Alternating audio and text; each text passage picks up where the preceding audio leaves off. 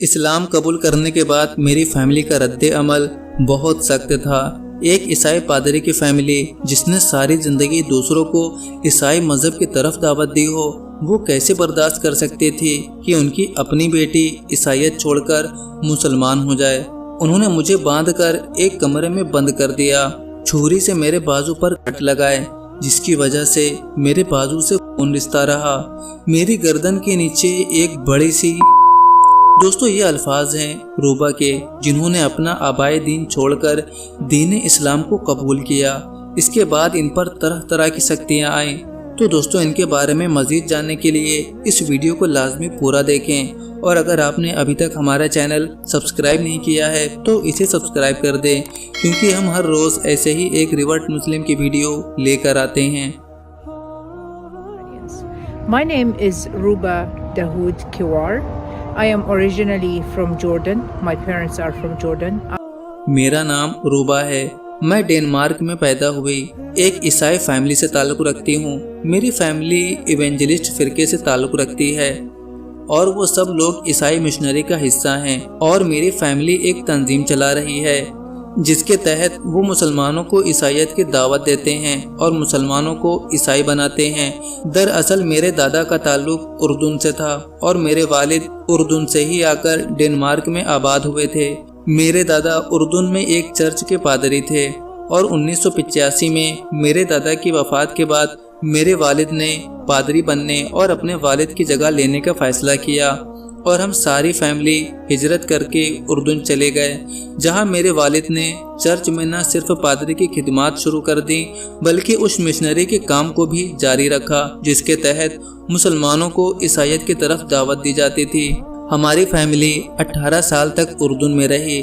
اس دوران ہماری فیملی نے بہت زیادہ عیسائیت کی تبلیغ کی، اور ہم نے اپنے چرچ کے علاوہ 2 مزید نئے چرچ کھولے تاکہ زیادہ سے زیادہ یسوع مسیح کا پیغام لوگوں تک پہنچایا جا سکے۔ پھر 2002 میں ہماری فیملی کو امریکی امیگریشن مل گئی اور ہم سب لوگ امریکہ شفٹ ہو گئے۔ اس وقت میں ایک ٹین ایج بچی تھی۔ یہاں میں نے ٹیکساس میں اپنے چاچا کو ان کے چرچ میں جوائن کر لیا۔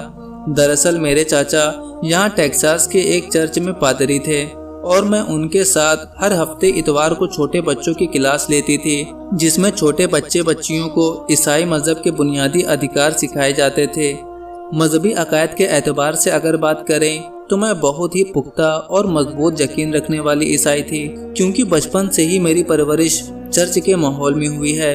اور آپ خود اندازہ لگائیں کہ ایک عیسائی مبلغ، یعنی ایسا شخص جو دوسروں کو عیسائیت قبول کرنے کی طرف دعوت دیتا ہو، اس کے اپنے گھر میں عیسائیت پر کتنا پختہ عمل درآمد ہوتا ہے۔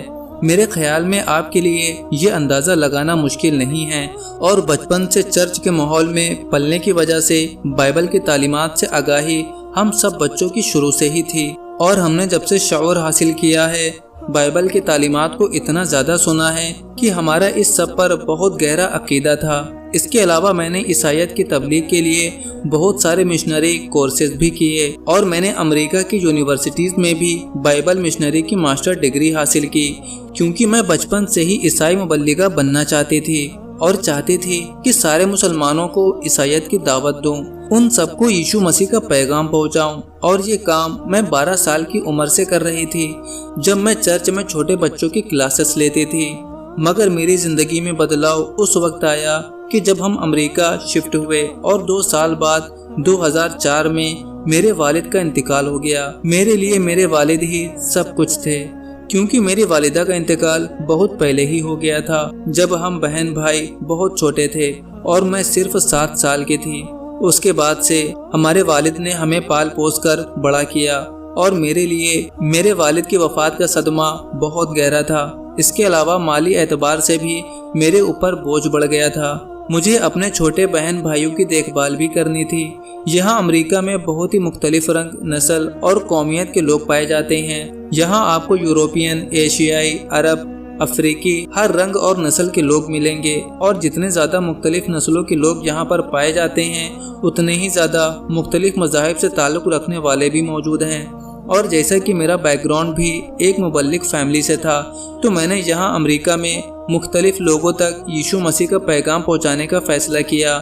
میں نے اپنی یونیورسٹی میں مختلف یہودی اور مسلمان اسٹوڈنٹ سے دوستی کی اور انہیں چرچ آنے کی دعوت دی اور کہا کہ آپ سنڈے کو چرچ آئیں اور ییشو مسیح کا پیغام سنیں۔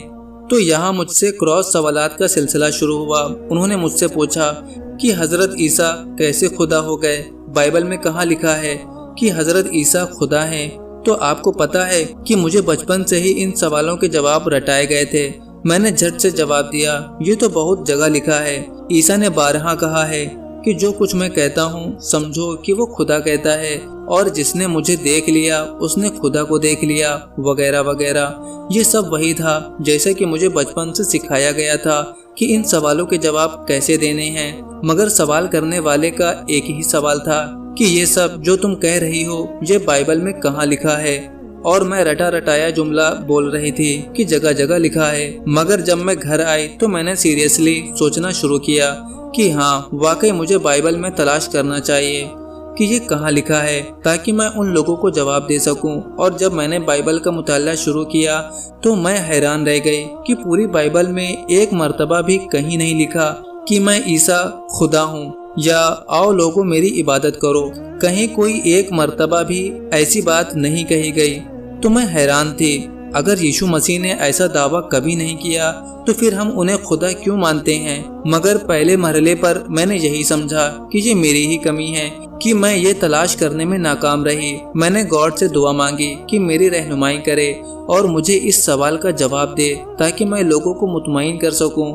تو ایک دن مجھے جان چیپٹر 17 آیت نمبر 3 میں اس کا جواب مل گیا، جس میں لکھا تھا کہ میں عیسیٰ اس بات کی دعوت دیتا ہوں کہ وہی ایک اللہ ہے جو عبادت کے لائق ہے، اور اس نے مجھے تم لوگوں میں بھیجا تاکہ میں تمہیں اللہ کی طرف بلاؤں اور تمہیں یہ بتاؤں کہ وہی ایک گاڈ ہے اور کوئی گاڈ نہیں۔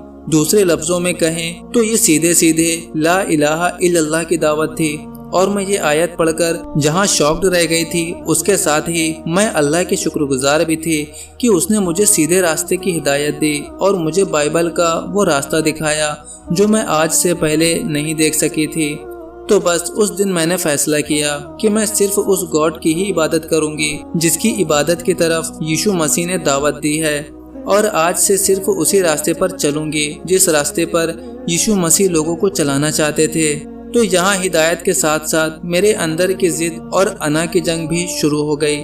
میں نے فیصلہ کیا کہ میں قرآن پاک کا مطالعہ کروں گی اور قرآن کے اندر سے غلطیاں نکالوں گی اور ان مسلم کلاس فیلوز کو بتاؤں گی کہ اگر میری بائبل میں غلطیاں ہیں تو تمہارے قرآن میں بھی غلطیاں ہیں۔ اور اس نیت سے میں نے قرآن مجید کا مطالعہ شروع کر دیا، مگر میرے خدا نے میرے لیے کچھ اور ہی راستہ چن رکھا تھا۔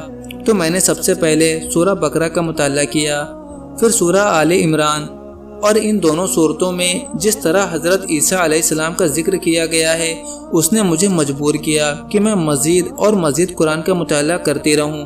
آپ یقین مانیے قرآن سے میرا گہرا لگاؤ ہی حضرت عیسیٰ علیہ السلام کے ذکر کی وجہ سے پیدا ہوا۔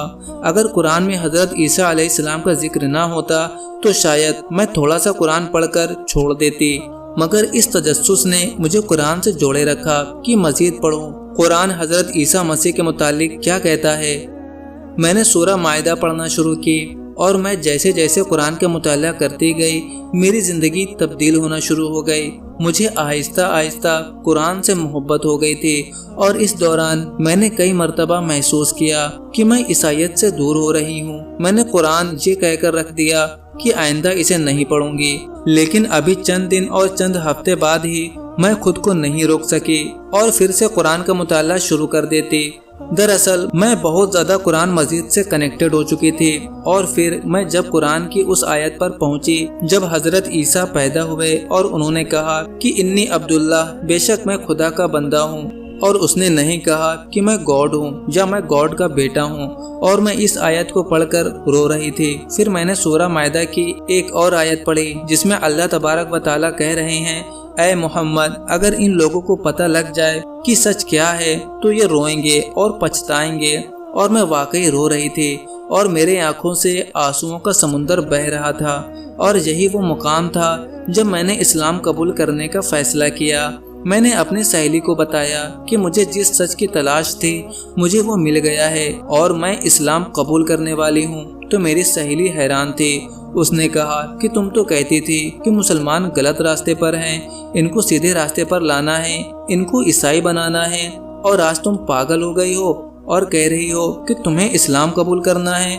तो मैंने कहा कि हाँ, मुझे सीधा रास्ता मिल गया है, और वो रमज़ान का महीना था। रमज़ान की पहली रात थी जब मैंने शहादत के कलमात पढ़कर इस्लाम कबूल किया। इस्लाम कबूल करने के बाद मेरी फैमिली का रद्द अमल बहुत सख्त था।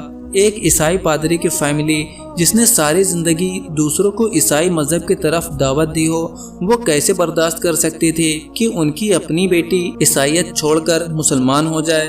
उन्होंने मुझे बांधकर एक कमरे में बंद कर दिया, छुरी से मेरे बाजू पर लगाए, जिसकी वजह से मेरे बाजू से खून रिसता रहा। मेरी गर्दन के नीचे एक बड़ी सी क्रिस्टल बॉल से मारा, जिसकी वजह से मेरी रीढ़ की हड्डी डैमेज हो गई। और आज कई साल गुजरने के बाद भी गर्दन के नीचे मेरी रीढ़ की हड्डी में तकलीफ है और मुझे बिस्तर पर लेटने में तकलीफ होती है। मुझ पर बहुत बुरे तरीके से तशद्दुद किया गया, जिसकी वजह से मैं बेहोश हो गई। 2 घंटे बाद जब मुझे होश आया तो मैं एक चारपाई पर बंधी हुई थी और मेरे बाजू से खून निकल रहा था। मेरे सारे कपड़ों पर खून ही खून था और मुझे कहा जा रहा था, कहो कि तुम ईसाई हो। बहरहाल मुझे कमरे में बंद कर दिया गया और मेरा भाई अपना फ़ोन सिंक में भूल गया था। मैंने फौरन 911 हेल्पलाइन पर कॉल की और पुलिस को मदद के लिए बुलाया। जब पुलिस मदद के लिए आई तो पहले मेरे चाचा ने झूठ बोला और उन्हें भेजना चाहा, मगर मैंने अंदर कमरे से हेल्प हेल्प चिल्लाना शुरू किया और दरवाजे को ज़ोर ज़ोर से मुक्के मारने लगी। फिर वो पुलिस वाला अंदर आया और उसने मुझे आज़ाद करवाया। वो सारी बात सुनकर हैरान था, अगरचे वो खुद भी ईसाई था, मगर उसने कहा कि तुम बालिग हो और मुकम्मल आज़ाद हो, जिस मज़हब को चाहे फॉलो करो, कोई तुम पर ज़ब्र नहीं कर सकता। अगर तुम चाहो तो मेरे साथ चलो, गवर्नमेंट तुम्हें प्रोटेक्शन देगी। और इस तरह मैंने पुलिस वाले के साथ उस घर को हमेशा हमेशा के लिए छोड़ दिया। मुझे इस बात की खुशी भी है कि मैंने सहाबाए किराम वाली सुन्नत पूरी की। अरब में जब सहाबाए किराम इस्लाम ले आते थे तो उनके काफ़ी रिश्तेदार उनको तकलीफ़ देते थे, और अल्हम्दुलिल्लाह मेरी वो सुन्नत पूरी हुई। और अब अल्हम्दुलिल्लाह मैं पिछले 5 साल से उर्दू में इस्लाम की तबलीग कर रही हूँ, और दुआ है कि अल्लाह तबारक व तआला मेरी इस कोशिश को कबूल फरमाए, आमीन। तो दोस्तों, आपको आज की ये वीडियो कैसी लगी हमें कमेंट करके ज़रूर बताइएगा। वीडियो पसंद आई हो तो वीडियो को लाइक करें और इसे अपने दोस्तों में ज़्यादा से ज़्यादा शेयर करें। अपना बहुत सारा ख्याल रखें। शादीशुदा जिंदगी खराब ना होने दें, अपनाइए अफ्रीका की जड़ी बूटियों से बनी ये बहुत ही कामयाब आयुर्वेदिक दवा। क्योंकि पुरुषों में मर्दाना कमजोरी कभी भी आ सकती है और हमारी हंसी खुशी जिंदगी भी गमों में तब्दील हो जाती है, और अक्सर यही वजह दूरियों का बाइस बनती है। तो दोस्तों, अगर आप भी इस तरह की परेशानियों से जूझ रहे हैं तो हमसे व्हाट्सएप पर राब्ता करें। सिर्फ 1 ही महीना इस दवा को खानी होती है, इसके बाद बीमारी जड़ से खत्म हो जाती है।